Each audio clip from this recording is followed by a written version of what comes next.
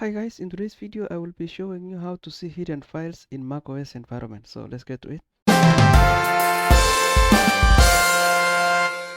Okay, so like I mentioned in this video, I will be showing you how to see hidden files in your macOS environment. So to do that, all you have to do is go to your Finder and locate the folder where you want to see the hidden files. So for me, I have here my users directory and I want to see if there are any potential hidden files here.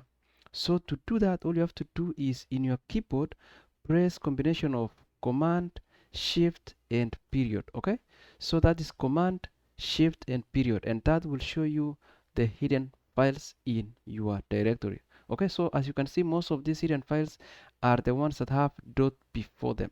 Okay, so that's how you do it. You just click in your keyboard or press Command, Shift and period.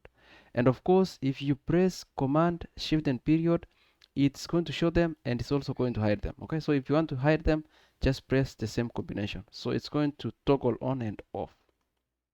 Alright guys, so that's what I wanted to show in this video. I hope that was helpful. If you have not subscribed to the channel, please subscribe so that you can stay updated whenever I release similar videos. Alright, bye bye.